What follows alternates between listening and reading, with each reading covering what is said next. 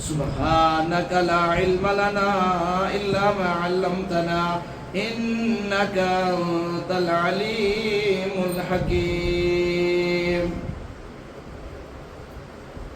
آمين يا رب العالمين. السلام علیکم ورحمۃ اللہ وبرکاتہ. تمام تعریف، حمد و ثنا، بزرگی، برتری، تھزر بجر، عظمت شان سے حق سزاوار تصرف ذوالجلالس تسنس مالکس خالقس یسدس قبضہ قدرت صدر کاٹو عزیزو کاٹو بزرگو تہن تو میون بے تمام کائنات کن زو زوزن جان عزیز چھو. تم پتہ سان طرف بے شمار تو بے انتہا درود و سلام نظران دل در دربار حضرت رسول اکرم صلی اللہ تعالی علیہ وسلم جس خدمت اقدس اندر. تاجر بزرگوں اس وقت واریاہ جمعن پہ اکس خاص موضوع پہ کت کرن، یعنی سو موضوع صحابہ کرامن عظمت، صحابہ کرامن اہمیت اور صحابہ کرام مقام تو مرتب یس بیان کر اللہ پاکن قرآن مجید اندر، بیس بیان کر رسول تاجدار سرور کائنات صلی اللہ تعالی علیہ وسلم پنن احادیث پاکن اندر.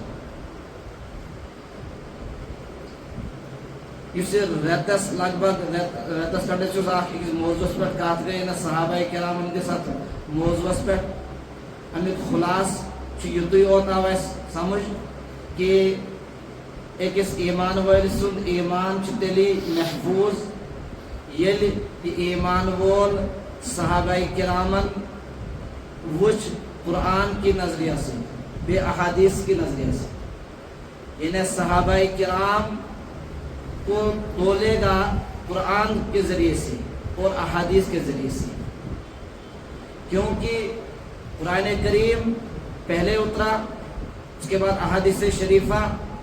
قرآن کریم ہو یا احادیث شریفہ ہو، دونوں چیزیں یہ بتاتی ہے کہ صحابہ کا مقام بہت بلند و مرتبہ ہے، بہت زیادہ ہے. اور تاریخ تیسرے نمبر کی ہے. ایمان والے کو چاہیے کہ صحابہ کرام کو قرآن اور احادیث کے نظریہ سے دیکھے، تاکہ اس میں ایمان والے کی خیر ہے، اس کے ایمان کی خیر ہے. ورنہ اگر قرآن اور حدیث کو چھوڑ کر صحابہ کو صرف تاریخ کے نظریہ سے دیکھیں گے، صحابہ کو تو کچھ نہیں بگڑنے والا، ان کا مقام تو اللہ نے بلند کر دیا، ان کو تو اللہ نے دنیا میں ہی کہہ دیا کہ تم ہو جنتی. لیکن مسئلہ خراب ہو جائے گا اس جو ہے صحابہ کے خلاف زبان چلانے والے کا، صحابہ کے خلاف قلم چلانے والے کا، صحابہ کے خلاف جو ہے بدگمانی رکھنے والے کا، اس کا ایمان چلا جائے گا. یہ ہے سارا خلاصہ جو آج تک ایک موضوع چل رہا تھا صحابہ کرام کے حوالے سے. ایک ایمان والے کو یہ نظریہ رکھنا چاہیے صحابہ کے مطابق. آج میں ایک نیا موضوع لے کر آپ حضرات کے سامنے پیش خدمت ہوں، اور وہ بھی ایک اہم موضوع ہے، وہ ہے نکاح کا موضوع. نکاح ایک ایسی عبادت ہے جو من وجہ ایک اعتبار سے عبادت بھی ہے اور ایک اعتبار سے معاملات بھی ہیں.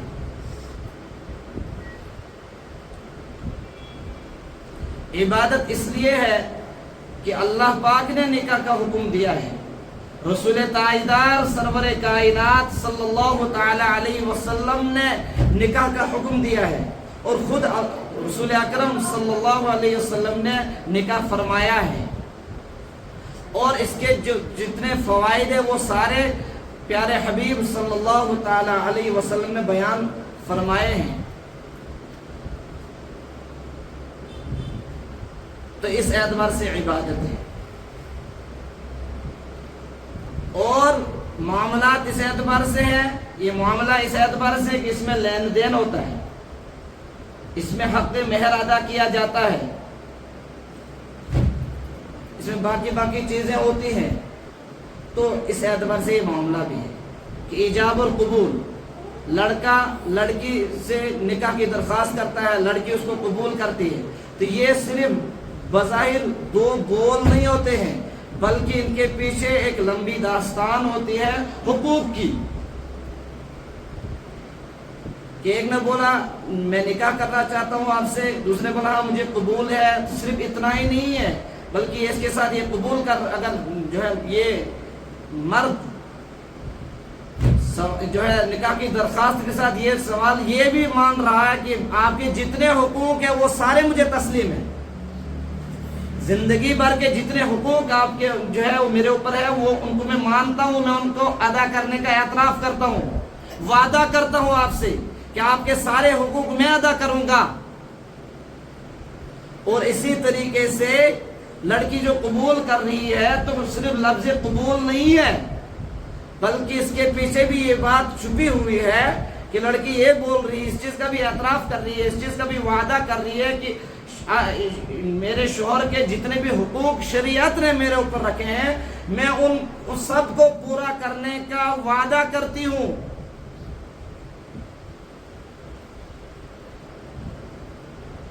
کہ میں آپ کی فرما بردار رہوں گی، میں آپ کی اطاعت گزار رہوں گی، میں آپ کو تکلیف نہیں پہنچاؤں گی، میں آپ کے جتنے حقوق وہ سب ادا کروں گی، ان سب کو بھی لے کر چل رہی ہے، ان سب کا وعدہ کر رہی ہے۔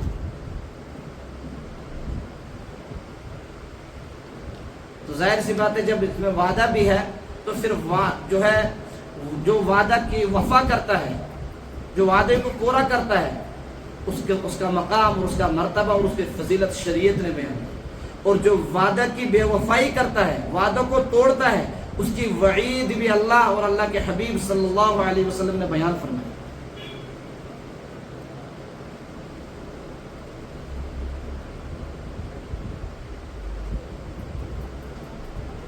اللہ پاک نے قرآن مقدس کے اندر اس کائنات میں اپنی نشانیوں کو بیان کیا کہ یہ جو کائنات میں جو چیزیں ہیں یہ میری قدرت کی نشانی ہے۔ کائنات کا وجود میرے ہونے کو بتاتا ہے، اللہ کے ہونے کو بتاتا ہے۔ کائنات کا وجود اور کائنات کی ایک ایک چیز کا وجود، کائنات کی ایک ایک چیز کی تخلیق یہ بتاتی ہے اللہ کے وجود کو، اللہ کے ہونے کو۔ کائنات کا نظام یہ بھی بتاتا ہے کہ یہ جو اللہ کے ہونے کی نشانی ہے، اللہ کے قدرت کی نشانی ہے۔ تو جہاں جہاں اور نشانیاں ہیں اللہ کی قدرت کی اس جو ہے عالم میں، وہاں پر اللہ پاک نے نکاح کو بھی اپنی قدرت کی نشانی قرار دیا۔ اللہ پاک نے کہا نکاح جو ہے یہ میری قدرت کی نشانی ہے۔ جس طریقے سے آسمان کو کہا کہ میری قدرت کی نشانی ہے، سورج کو کہا یہ میری قدرت کی نشانی ہے، چاند کو کہا یہ میری قدرت کی نشانی ہے، زمین کو کہا یہ میری قدرت کی نشانی ہے، اسی طریقے سے نکاح کے متعلق کہا کہ یہ میری قدرت کی نشانیوں میں سے ایک نشانی ہے۔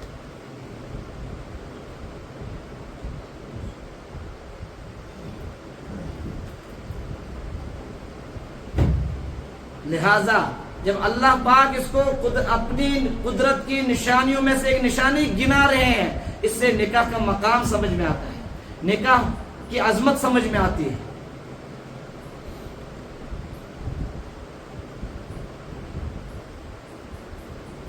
جب اللہ کے حبیب صلی اللہ تعالی علیہ وسلم نے مکہ کے لوگوں کو دعوت دی، دین کی دعوت، اللہ کے ایک ہونے کی دعوت دی، جو مکہ کے لوگ خانہ کعبہ کے اندر 360 بتوں کی عبادت کرتے تھے اور ہر بت کو الگ الگ مقصد سے رکھا ہوا تھا۔ کسی بت کے متعلق یہ عقیدہ تھا کہ یہ جو ہے ہمیں روزی دیتا ہے، اس سے ہماری روزی میں برکت ہوتی ہے۔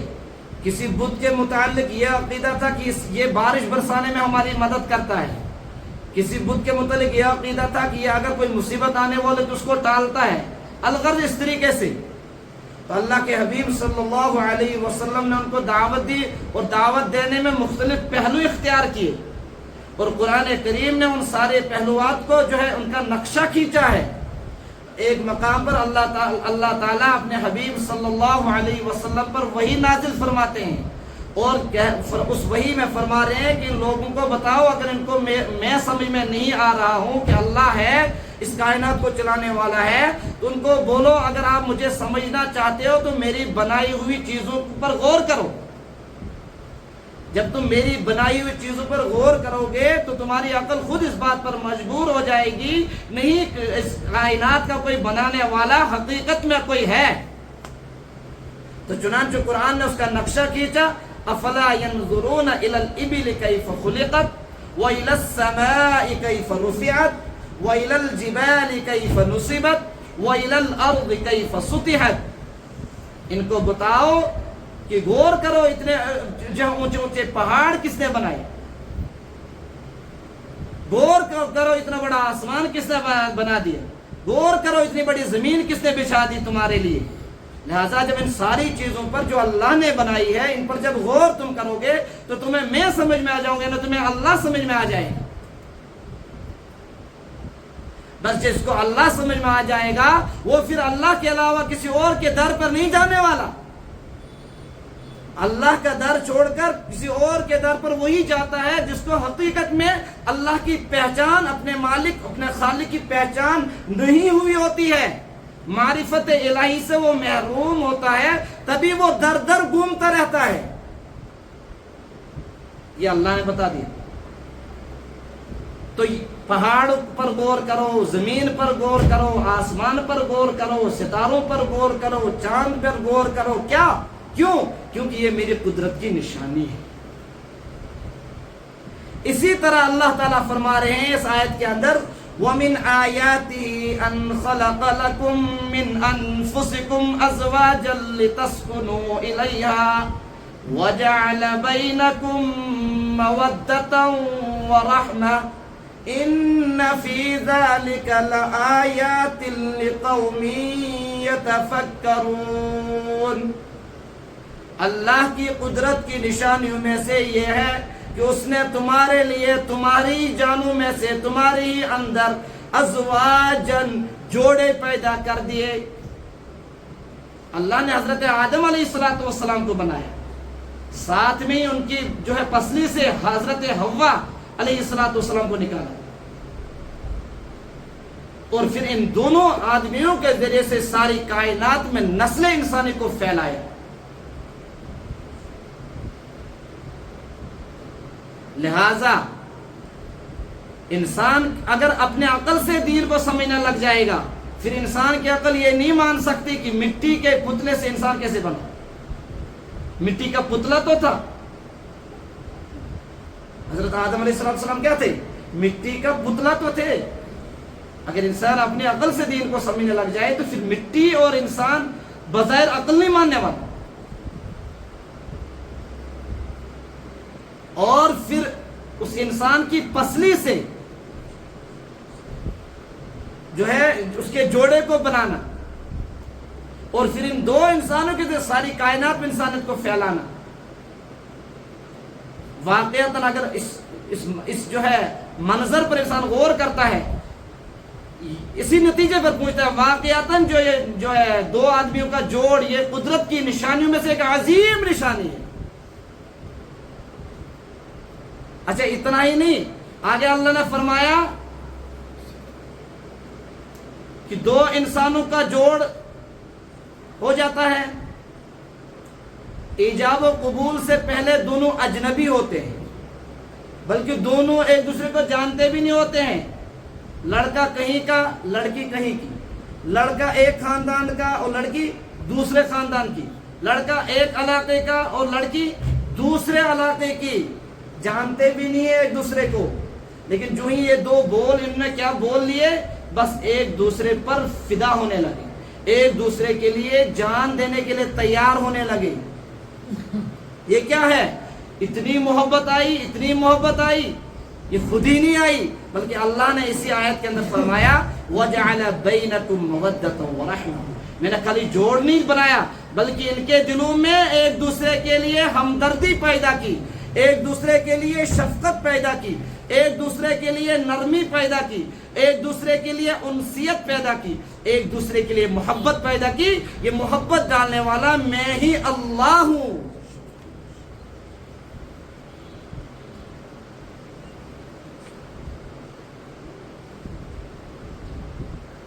اور اتنا قریب تعلق ہو گیا ان دو جوڑوں کا جو ابھی تک بالکل کوسوں دور تھے ایک دوسرے سے, اب اتنا قریب تعلق ہو گیا کہ اور بھی رشتے ہیں، باپ بیٹے کا رشتہ ہے، ماں بیٹی کا رشتہ ہے، بھائی بہن کا رشتہ ہے، قرآن نے بیان کیا ہے. لیکن کسی رشتے کے متعلق اللہ تعالیٰ نے یہ نہیں کہا کہ یہ جو ہے ساتھ رہنے والا رشتہ. اللہ پاک نے قرآن مقدس کے اندر قیامت کا منظر بیان فرمایا، قیامت کی وحشت بیان کی، اس کی خطرناک ہولناکی بیان کی، اور اس میں کہا کہ جو رشتے دنیا میں بہت زیادہ قریب ہوتے ہیں ایک دوسرے کے، قیامت کی ایسی ہیبت ہوگی، ایسا ڈراؤناک منظر ہوگا کہ دنیا کے اندر جو ایک دوسرے کے لیے جان دینے کے لیے تیار ہوتے تھے، وہاں وہ ایک دوسرے سے بھاگتے ہوئے نظر آئیں گے، بھاگتے ہوئے نظر آئیں گے. لیکن قرآن نے مجھے یہ بات کہنی ہے کہ قرآن نے جہاں کہا کہ باپ بیٹے سے بھاگے گا، بیٹی ماں سے بھاگے گی، بھائی بہن سے بھاگے گا، اور بہن بھائی سے بھاگے گی، بھائی سے بھاگے گا، تو بھائی کہا، بہن کہا، باپ کہا، بیٹا کہا. لیکن جب بیوی کا ذکر آیا تو قرآن نے زوجہ نہیں کہا بلکہ صاحبہ کہا. کیا کہا؟ صاحبہ، ساتھ رہنے والی. سورہ عبس کے اندر یوم یفر المرء من اخیہ وامہ وابیہ وصاحبتہ وبنیہ. وصاحبتہ، ساتھ رہنے والی بھاگ جائے گی ساتھ رہنے والے سے. دنیا میں کہتے تھی آپ تو میری زندگی ہو، مجھے آپ کے بغیر کھانا نہیں آتا، مجھے آپ کے بغیر سونا نہیں آتا، مجھے آپ کے بغیر نیند نہیں آتی، مجھے آپ کے بغیر چین اور سکون نہیں آتا. آخرت میں کہے گی قیامت کا منظر دیکھ کر کہ نہیں مجھے اپنا آپ بچانا ہے، میں نہیں جانتی آپ کون ہو. تو کہنا یہ ہے کہ اللہ پاک نے بیوی کے لیے صاحبہ کا لفظ استعمال کیا، ساتھ رہنے والی. بلکہ ایک اور جگہ فرمایا میاں بیوی کے لیے، فرمایا ہن لباس لکم وانتم لباس لہن. شوہر بیوی کا لباس ہے اور بیوی شوہر کا لباس ہے. لباس کا کام کیا ہوتا ہے؟ سب سے پہلا کام اس کا پتہ کیا ہے؟ ستر پوشی کا ہے نا. تو پتہ چلا، مفسرین فرماتے ہیں اس آیت کریم کی تفسیر کرتے ہوئے، فرمایا شوہر جو ہے وہ بیوی کا رازدان ہوتا ہے، وہ اس کے راز آؤٹ نہیں کرتا ہے، اس کی جو ہے اشاعت نہیں کرتا ہے، پھیلاتا نہیں ہے، ہر ایک کو نہیں بتاتا پھرتا ہے، بلکہ چھپاتا ہے. اور اسی طریقے سے جو ہے بیوی شوہر کی رازدان ہوتی ہے، راز چھپانے والی ہوتی ہے، راز رکھنے والی ہوتی ہے. کیوں؟ کیونکہ یہ جو رشتہ ہے یہ اتنا قریب ہو گیا ہے، اب اتنا قریب ہو گیا ہے کہ اتنا رشتہ اب ماں باپ کا بھی قریب نہیں جتنا ان دونوں کا قریب ہے. جو بات شوہر اپنی بیوی کو بتا سکتا ہے وہ ماں کو نہیں بتا سکتا ہے نا، اور جو بیوی اپنے شوہر کو بات بتا سکتی ہے وہ اپنی ماں کو نہیں بتا سکتی. اب کون سا رشتہ قریب ہے؟ میاں بیوی والا رشتہ قریب ہے. اسی لیے حدیث پاک کے اندر اللہ کے حبیب صلی اللہ تعالی علیہ وسلم نے ارشاد فرمایا اللہ کی لعنت ہو اس پر اور فرشتوں کی لعنت ہے اس پر، تمام کائنات کے انسانوں کی لعنت ہے اس پر، جو شوہر اپنے بیوی کے ساتھ رات گزارتا ہے اور پھر رات کے حالات اپنے دوستوں کو سناتا ہے، وہ ملعون ہے. کیوں؟ کیونکہ قرآن نے کہا ہے ہن لباس لکم وانتم لباس لہن. شوہر بیوی کا لباس اور بیوی شوہر کی لباس. یہ اتنا قریب تعلق کیا کس چیز سے ہو گیا؟ اتنی محبت کہاں سے آ گئی؟ اتنا قرب کہاں سے آ گیا؟ یہ اللہ نے بتایا کہ یہ محبت میں نے ڈالی ہے.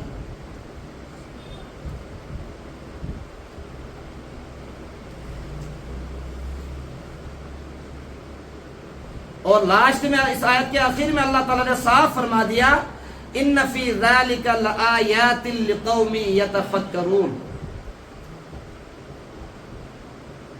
عقل مندوں کے لیے، داناؤں کے لیے، جس کو تھوڑی سی بھی ایک بدھی کام کر رہی ہے، اس کو چاہیے کہ قدرت کی نشانیوں میں سے اس عظیم نشانی میں غور و فکر کرے کہ دو بول نہیں بولے تھے، ہم ایک دوسرے کو جانتے ہی نہیں تھے، یہ دو بول کیا بول دیے کہ ایک دوسرے کے لیے جان دینے کے لیے تیار ہو گئے۔ اگر یہ محبت کہاں سے آ گئی؟ اللہ کی قدرت پر غور کرے اور اللہ کی آیات پر غور کر کر اپنی ایمان کو مضبوط کرے، اپنے اللہ کے اور قریب آ جائے۔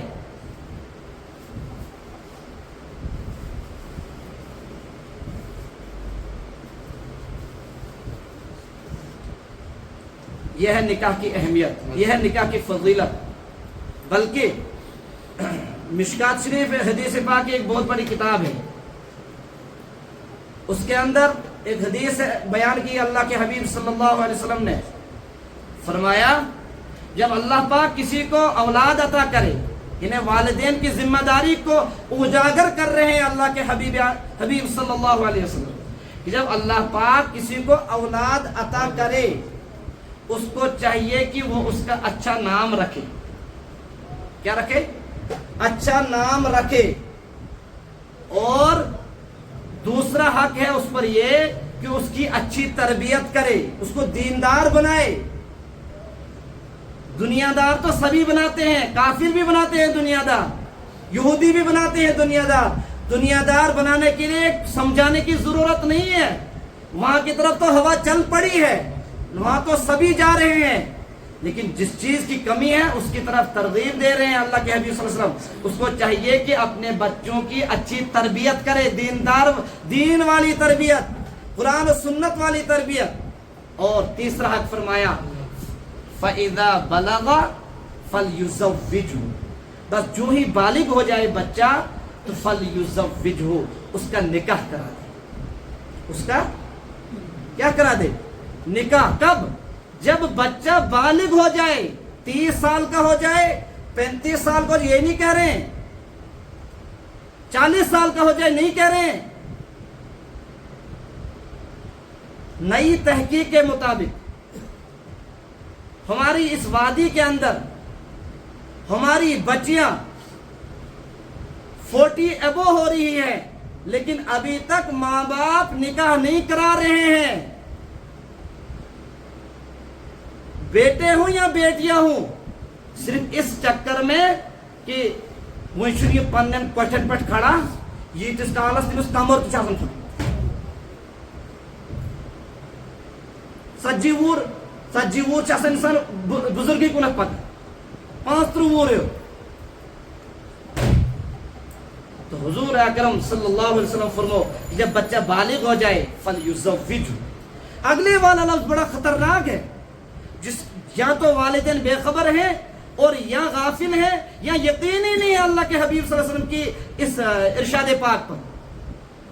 فرمایا فَإِن بَلَغَ، اگر بچہ بالغ ہو گیا، فَلَمْ يُزَوِّجْهُ، ماں باپ نے اس کا نکاح نہیں کرایا، ماں باپ نے اس کا نکاح نہیں کرایا، فَأَصَابَ إِثْمًا، اگر اس سے خدا نخواستہ کا گناہ صادر ہو گیا، وہ بدکاری میں مبتلا ہو گیا، آنکھ کے گناہ میں مبتلا ہو گیا، کان کے گناہ میں مبتلا ہو گیا، اور جو ہے دماغ سوچنے لگ گیا، برا سوچنے لگ گیا، اور یہاں تک کہ بدکاری کرنے کے لیے تیار ہو گیا اور بدکاری کر لی، فرمایا اس کا گناہ اس کے ماں باپ پر ہے۔ اس کا گناہ کس پر ہے؟ اس کے ماں باپ پر ہے۔ تائٹو بزرگو، ہم سب نے مرنا ہے، اشسار نہیں مرن، یم سات اللہ تعالیٰ پرس قیامتک دو ون سا ہے میون دین میون اسلام سے یہ یل بچ بالغ گسی امس کر نکاح ژے کیازِ کوٚرتس نکاح، میون آسہِ جواب یہ نہ حظ یہ اوس نہٕ پننٮ۪ن کۄٹھٮ۪ن پٮ۪ٹھ کھڑا کینٛہہ، پننہِ عقلہِ سۭتۍ سوٗنٛچزیو کیا یہ جواب چلے خدایس برونٛہہ؟ یہ کوئی عذر ہے؟